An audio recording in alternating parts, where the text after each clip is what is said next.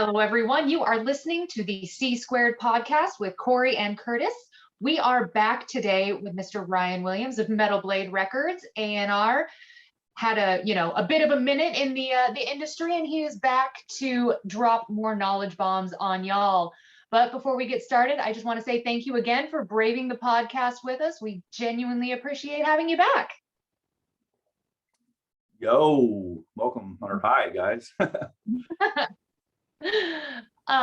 But before we get started, for anybody who missed the last episode where we had you on, which if you did and you're listening to this one, go back and listen to the other one. Do you want to give just like a teeny tiny little brief nutshell of who you are, what you do, all that?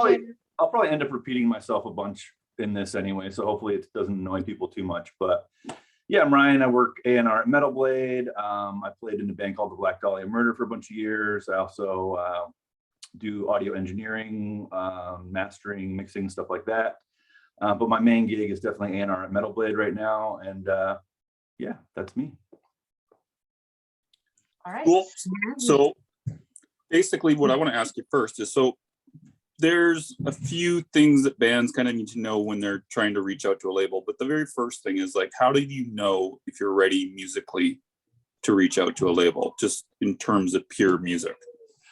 Does your demo or recording sound like a professional recording?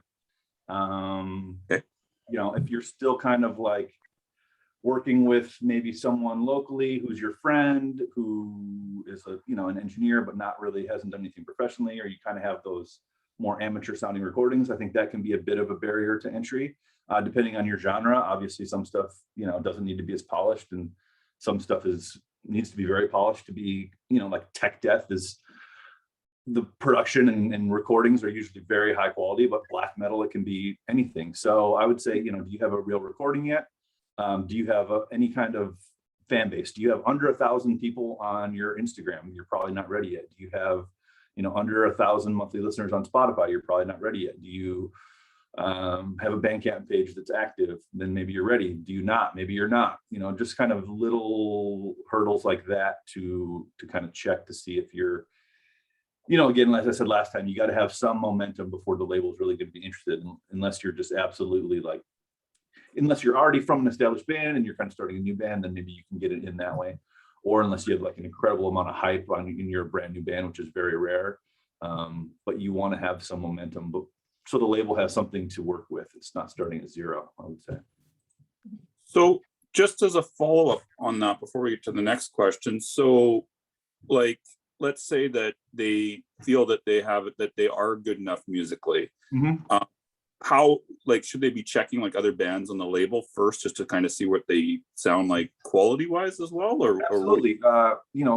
If you are a death metal band, you probably don't want to reach out to a label that does only like new metal and metalcore or something like that. You want to be aesthetically right for the label. And you want to you just want to make sure that you fit with the other bands on there. If you're totally out of left field, they're probably not going to be interested in you. So definitely. And if you can talk to other bands on the label, this is what I always tell bands that I'm talking to when they're kind of looking for the right label, is reach out to other bands that are on that label and ask what their experience has been. That's the best thing you can do. They'll tell you, if they're having a bad time at the label and there's no communication and they're not pushing their records, they're probably going to let you know. Or if they have a great relationship with the label, they love being there, they feel like they're really taken care of, they'll tell you that too. So definitely do your homework on the label you're reaching out to beforehand, to make sure that, one, you're an aesthetic fit, and two, the label isn't doing a bad job for it's already assigned to bands. Okay, I think I'm done the follow-up on that. Oh, I had a small follow-up. So you're wanting, well, not necessarily you, but labels in general, you mentioned bands should have something that sounds really professional, polished. I mean, obviously, unless it's the rawest of raw black metal or something along those lines. Yeah. But what if the budgetary the budget isn't there? Like, they have the passion, they have the energy, but the budget just isn't there. Is it still worth even trying, or is there just no hope? I think you can try. You can say like, hey, this is a rough demo we recorded. We know it doesn't sound good, but these are what the songs are like. So don't take this recording as our final. But also I think that excuse is getting thinner and thinner, because now you can learn to do this stuff at home. You can join a group like URM on Facebook run by Al, and Yeah. you can learn how to record yourself there.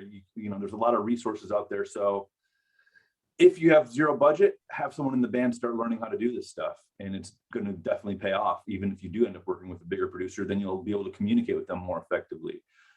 Go just record a single with someone bigger who maybe you can't afford to record a whole album with them, but you can go in and you can maybe do just one song with them, and then you have something really polished and nice, not only to get out there to start building a fan base, but to also pitch to labels. So, you know, I think if you can't figure out how to get at least a decent recording, that's maybe a red flag, you know, Okay. potentially.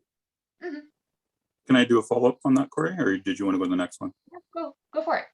Cool. Well, actually, I wanted to ask you just a little bit. So some bands, like, they'll come to us for PR and stuff because they think that'll help them get the attention of a label. Does that actually help when you're looking at a band? Like, let's say they've had a lot of major placements, they've got Metal Sucks, Metal Injection. Does that affect you at all when you're thinking about it, or what? I think so. I think if I see that there's write-ups on them, there's articles on them, they've done a premiere somewhere, they're working with a PR company, it shows that they are engaged and they're trying, they know at least what to try for. It's not going to be an automatic, like, oh my God, you got an article on medical injection, I need to sign you. But it does show that other people are paying attention. You're out there, you know what your target audience is, and you are already working. So I think it's definitely a benefit to have those kind of things. Yeah. Okay, cool. Okay. And then, so kind of on the same topic, how far into the writing and recording process should they start when, or reaching out to labels if they're wanting to pitch? Say they're on their second album, they had one, they got a little bit of traction, and now they're working on the second one. It's not, you know, after it's already been released, right? That they want to start reaching out. Yeah, it's tough because it depends. Every band is different, and you know, we probably say this a lot, that there's no like one blanket rule you can kind of apply to everybody. But it's weird because you don't want to be like, hey, we just put this album out, are you interested in it? Because it's like, well, now the album's out there, now that's less attractive for the label because your fans have already heard it, they've already maybe bought it. But then again, you don't want to reach out, let's say that is your second album and you have it on the shelf, and your first album was 2 years ago, you didn't really get a lot of traction on it, but now you're reaching out with this other album. So I can't say that there's like some blanket rule. But once, I would say, if you, let's say you're on your second album, try to get as much traction and everything as you can from your first, maybe put out a single or something from the new stuff, so you have something that's current, so the label can see like, okay, you put this single out a month ago, I can see what the streams are on it, I can see what the reaction is, I can see what your fans are saying about it, but you haven't released the whole album yet, so maybe the label could step in and still work with that album. So tough question, there's no easy answer, but I think reaching out earlier is better than later, usually, even if it is just at the demo stage. And I know, again, like, oh, well, that's not a professional recording, but you know, it's hard to just give everyone blanket advice. Just reach out to labels that make sense, and as early as possible, and try to loop them in, and just follow up. Say, hey, now we're moving into the recording stage. Here's a song you can check out. Oh, now we've put out a single. Here's the reaction. We've done a video. Check that out. So just keep following up with your progress, really, and show the band or show the label that you're working. Well, Okay. How much of that is too much, though, just out of curiosity? Yeah, I mean, if you're emailing every week, and if you're sending paragraphs and paragraphs, that's probably too much. You want to send quick updates. Just saying, hey, we're still out here. This is what we got going on. Would love to hear any feedback you have for us. And that stuff's usually totally acceptable, I would say. Cool. So now, what do you want to see specifically other than like sales and streaming figures when you're getting a band submitted to you? All their profiles. So just links to Facebook, links to Instagram, links to the Spotify. I mean, I can obviously search this stuff too, but just having them all there is cool. if you did work with a producer or anything, like who you worked with, any tour dates, I think I mentioned kind of all this stuff in the previous one too, but any tour dates you've done, even if they're just regional, I don't really care if you like opened for a big tour package, but I do want to see that you've at least tried to book your own shows, that you've been building a fan base. I know all that stuff's really weird right now with COVID and all that, but I still think that you can do some local shows, show that you're active. You know, if you're working with an agent, definitely who that is, or if you have a manager, just kind of those people. I definitely want to know that who else is involved, because usually successful bands have a team around them of people that make them work. So I need those kind of associations. And just really, is this a full-time band? Is this a project? Is this like a thing you're trying to do on the weekend? Do you have like a family and a really serious job and this is kind of a fun band? Or is this like, or are you like a 21-year-old kid who like, this is all you want to do with your life? Like those kind of distinctions are really important too, I would say. So just as a quick follow-up, sorry, I just wanted to quickly ask, like, a lot of bands do kind of fall in that category where they kind of do it like as a fun type thing. Yeah. Is that hinder their chances with you guys? For me, I would say definitely. I mean, it sucks to hear because you got to make a living. People have families, people have other stuff going on. But most of the bands that I've been a part of their success or seen that what their success was, they're full-time bands. The band is the priority. They'll quit any job to go on tour. They'll quit anything they have going on, except for maybe the birth of a child or like a wedding. There's nothing really that would supersede their band. And that's tough for a lot of people because they don't really have that ability to be that committed, and that's fine. There's nothing wrong with being in a fun band. And we even do have some project bands on Metal Blade. It's not like we only have these diehard people that are out there, you know, killing themselves to go on the road. But if it's a new band and it's something that I'm going to want to spend, you know, the next 10 years building to get to somewhere, I want to know that the band is first. And this is like your passion. You're going to drop everything to do this band and you want to work. So, yeah. How hard is that to get across to bands, do you think? Because I think a lot of people say that they want to do what you're saying, but then when it comes down to it, it's like they're not willing. Do you know what I mean? You can, I mean, I usually kind of probe just like, I'll just straight up ask, like, is this band your main priority? Is this a full-time band? That's usually like the language that I would use. And, you know, most people will be honest with you and they'll kind of say like, yeah, this is my priority, but, you know, I have 2 kids and I can only kind of do a week here and there on tour. And if you ask enough questions, usually you'll kind of get that answer. And it can be done. I mean, you can balance a work and a family life in a band, but it's a lot of work and you have to really be dedicated and really be willing to sacrifice at least something to make the band happen. So yeah, it's just usually getting that rapport and relationship built is where I would find that stuff out usually. Yeah, fair enough on that. Did we have anything more on that, Corey? No, not in my, I mean, something could always pop up. We do go off the rails occasionally, but not in my brain. True. What would you say the best way somebody should reach out and submit their music? Is it EPK, Google Drive link, Dropbox link, physical CD? Like, Yeah, people still send physical CDs. Honestly, those are probably the last I listen to. I appreciate it because I think people are trying to be like, this is the old school way of doing it. Here's my CD, but it really is just a barrier to entry. I mean, literally my computer at home, I don't even have a CD drive. I had to go like find a USB one to like listen to a CD. So I took a car not that long ago and I was surprised it didn't have a CD player in the car. Like, yeah, exactly. They're gone. Yeah, exactly. So you don't want to give anyone like a barrier to listen to your music. So I would say like, sure, if you want to send it a CD, that's cool. But honestly, I have a stack of CDs at the office that I haven't listened to yet. So I would say that's probably the worst way, if I'm being completely honest. The best way would probably be, you know, find a contact at the label, send it directly to them, give them a streaming link so there's nothing to download. A link right to your Spotify, a link right to your Bandcamp. I don't want to have to go to Dropbox to download something, especially from someone I don't know at all, because who knows what's in their virus? I don't know. So a streaming link, that would be great. an EPK that's just online that I can click on and go to a web page, see all your information, read your bio, look at your pictures, have links to all your socials, that kind of stuff. Make it easy for the person that's clicking on this stuff to get to your music, to get to your profiles, to see all the information. And streaming is usually better than a download, because you just, if I downloaded everything everyone sent to me, I would have a computer just full of crap. So I guess that's kind of my angle on that. And now I have another question for you.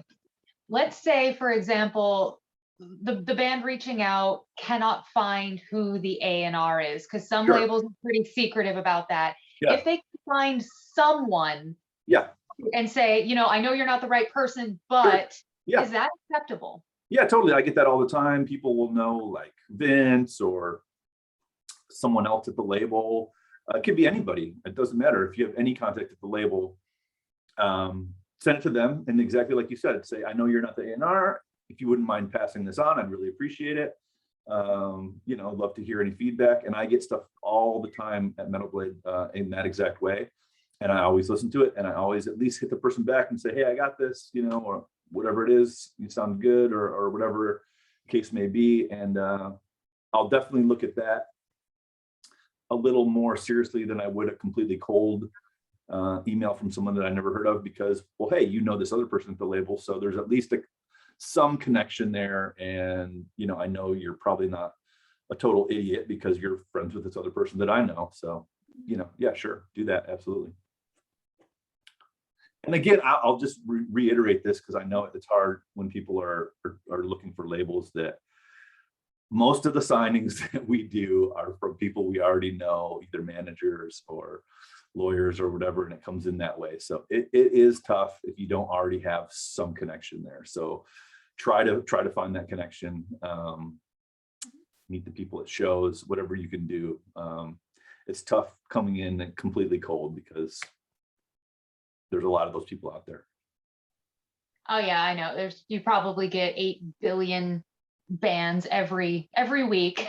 Yeah, and a lot of people DM us on Instagram, and I actually do look through those and try to listen to some stuff, clear out the inbox on Instagram. But I wouldn't say that's the best way to go. A lot of people think that that's like the new way to submit a demo. It's just like, oh, I'll DM them on Instagram. But I can say for our part, we don't always get to all those, and there's a lot of just random crap in there too, so it's a little hard to look through. Oh yeah, but definitely. I have connected with people that way, so it's not the worst idea. Twitter, I think, is better. Twitter, you can get directly to people. You guys are on Twitter, you know how this works. I think if you want to directly reach out to an A&R person or someone at the label, that's a way to cut through, where Instagram isn't really the best for communication. You can send a DM or a tweet at me, whatever, and I'll probably see that and I'll probably look at it. So that's maybe a hack, is to get on Twitter. A lot of people don't, especially Europeans, they don't really understand Twitter. They don't care about it, but there's a lot of people on there and you can get direct access to them. So I would say definitely have a band Twitter, have a personal Twitter if you're trying to make those kind of connections. Mm-hmm. And definitely when it comes to like Instagram, I don't know if this is true for the Metal Blade page, but the ones that I end up managing, a lot of messages get filtered to that requests folder. Oh, yeah. And I never ever see them. And then if somebody's not following me on Twitter, it'll also get, filtered to requests. So when people are reaching out, I just want to kind of reiterate and back this up, that make sure you're following the person, first of all. Yeah. Do so in a way that it won't get filtered, because it happens on all of my social media accounts. And I'm sure your guys' inbox is the same way. Yeah, I go to the requests folder and go through there and put them either in general or whatever. So absolutely, yeah, that does end up there. On Twitter, I guess a DM from someone you don't know will get filtered, but if you just at them on the normal timeline, they'll usually see that. So that's kind of a way around it, I guess. Yeah, definitely. Yeah. One thing I did want to point out too is that the other thing with Twitter is just make sure also, I think you said that it's only with Instagram, but you have to make sure that you are following the person for it to act as well. How often is it that you will actually respond to a band on Twitter though, Ryan? Like for as much as I can. I mean, there's not a unless someone's just really a punisher or really just like totally crazy or annoying or something, I'll usually like listen to what they send me, or at least follow them back, say what's up. I try to be cordial and try to be part of the scene, and I want to be helpful for people. So yeah, I'll definitely check all that stuff out. Fair enough. And then let's say that let's say a band reaches out to you, you check them out. Let's say you don't feel they're right or whatever, for whatever reason. Do you ever offer feedback to the bands if they ask you for it, or? Yeah, 100%. I will always I'll look at the same stuff I said that I look at, the Instagram numbers, Spotify numbers. If something's like, let's say they have like 10,000 people on Instagram and they only have 100 monthly listeners, I'll say like, hey, why don't you guys do some posts on your Instagram to get more people listening on Spotify? I'll listen to the mixes. If like they have some crazy vocal mix where the vocals are way too loud, I'll say like, hey, your mix sounds good, but maybe these vocals are too loud, or, try to give some useful feedback if I can. And it's hard because you don't want to if you get something that sounds really bad or whatever, you don't want to hurt people's feelings and say, oh, this sounds like shit. But I try to give something constructive, whether it's for the socials or something else they can do, feedback on the production. I mean, I'm a production person, so I focus in on that stuff a lot. I always try to give something constructive. Fair. Corey, can I ask the next one, or did you have another one? Right. Cool. Is there any bands, you don't have to name the names obviously, but are there any bands that you kind of regret turning down and then got signed elsewhere or anything? Oh man. I have a list. I actually have a list of bands that we were courting and then that ended up signing somewhere else. So it happens. I mean, especially if the band is in demand and they are stuff's happening for them and people are kind of bidding for the band and there's multiple labels going after them. I have tons of bands that have got away for sure. And I don't know if I regret it, but you think about maybe I should have offered them something different. Maybe I should have built the relationship more. I mean, those things stick with you. And obviously no one wants to lose a band to another label, even though all the labels out there are cool. And I don't feel like, F those guys. It's more of a camaraderie in the metal scene, but still if you like a band and you want to sign them and they go somewhere else, it's kind of a bummer, but it happens and it's business. And I still, even with bands that happens with, I still stay in touch with them and try to have a good relationship, because you never know, down the road, they might be free from that contract, or they might be looking for someone else, or they might not like the experience they had at that label. And so it's never like, oh, I'll never talk to those guys again. It's just, is what it is. You move on and you try to keep a good relationship, and you never know what might happen. Cool. And I got one more follow-up before I let Corey do another question, which is just, what would be the best way for a band to get your attention without coming across as douchebags in any manner, whether it's social media or in person or anything like that? Just be cool. Don't be a punisher. Don't be weird. I don't know. If you have you met me? Don't be weird is a tall order, right? Well, being weird is okay, but just don't be creepy, I guess maybe is the better word. I mean, if you at me on Twitter and link me your Spotify and say, hey man, this is our new album, check it out, let me know what you think. I will never think less of anyone for that. So yeah. And again, I think I said this last time too. But don't be entitled. I get, and it's rare, but 1 out of 100 or something will be like, well, I'm this person from this, and you have to sign me, basically. And it's just like, well, why are you demanding? Why are you acting entitled? It's a very competitive scene, and there's a billion bands out there, and maybe your band is great, but no one wants to deal with someone who thinks that they're like the hot shit and you need to sign me, I'm so important. No one likes that kind of attitude. So just be chill. Cool. You want to go next, Corey? I mean, that's actually all the questions we have on our list. So are there any other, I'll let you ask yours, and then we can get any other parting words of wisdom from Ryan on what to do. So what's your next question? Well, basically what I wanted to know is so what kind of expectations should a band have if they did get signed with Metal Blade? They're brand new, but you sign them. What would be the expectations that they should have? They should, if you're allowed. Yeah, I mean, it's different. Again, every band's individual. I have some bands that, touring is their main way to get to people. Yeah. And I have other bands where touring is not their main thing, and they're on Twitch, they're online, they have a Patreon, they're directly connected with fans like that.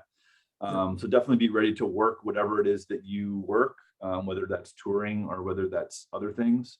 Be ready to. One of the things I've run into even recently is some bands that have been maybe independent or on smaller labels, where the label didn't have much say about where they recorded or any feedback on their mixes or anything like that. I'm definitely going to want to, for example, approve the studio that you go to. And some bands, they're so used to working in their own bubble that they're not used to getting that label feedback on who they should work with, or when the mix is done, like getting notes back on it, like, hey, try this, try that. Yeah. So just be prepared to be open and have a collaborative, whether when it comes to your rollout, because especially right now, I'm sure you guys are aware, the issues around physical production, especially vinyl. Yeah. It's a big mess right now. So be ready to be flexible. If you deliver your album and the label's telling you we can't make physical product, or it's an 8-month lead time right now for vinyl, be ready for that kind of stuff. Everyone's doing the best they can right now, but we all kind of have to understand that even though things are returning to normal, that the physical production world is not there yet. Even think down to like vinyl colors, physical, shipping, all that kind of stuff is still tough. So be ready to collaborate, be ready to have more people giving you input, and be ready to be flexible on, be ready to take advice from the label. Because a lot of bands, and especially if you have a manager who does know a lot about the business, they may think that they know the best way to do things, like an album premiere or a rollout, or what color vinyl you need, or what kind of launch you need, what kind of video you need. And it's great if you already have opinions and already know about how to do all that stuff, but be ready to take outside feedback. And it's not saying that the label has to dictate or you have to listen to everything they say and do it exactly how they say, but be open-minded, because generally a label will have put out a lot more records than you have, and will have the data on what works and what doesn't. And if they tell you like, hey, it's not a good idea to put out a single on Christmas Eve, maybe you know what I mean? They might know what they're talking about. So stuff like that. Oh my God. That just gives me like palpitations thinking of somebody wanting to put out a single on Christmas Eve. I know. Well, I've had it happen. Exactly. So just be ready to be collaborative and take feedback, and not that it's a dictatorship, but the label might know some things that you don't. So be ready. Cool. Well, I think we're about ready to wrap up, Corey? I am good on my end. Is there anything else you wanted to impart upon the audience, Ryan? No, I just hope that we continue to play shows this year. I hope that everything kind of gets back to normal. I'm really hopeful. I know Europe's kind of shutting down, and I'm really hopeful for summer fests over there this year. I'm happy to see people out at shows. I just hope that everyone stays healthy and all that stuff, and that we get back to doing it how we used to, Yeah, I mean, I feel pretty fortunate to be here in the States, because I've gotten to go to a few concerts. I mean, I just went and saw Black Dahlia like a month and a half ago. I went and saw Guava a week ago and busted open my lip, and it was the best time ever. Yeah. So, So I'm also happy that I'm being able to see shows, and I've got to see bands this year. So I hope that continues, and everyone stay safe out there and work hard, and hit me up on Twitter. Cool. Well, I guess that's it. Party on, Corey. Party on, guys. Party on.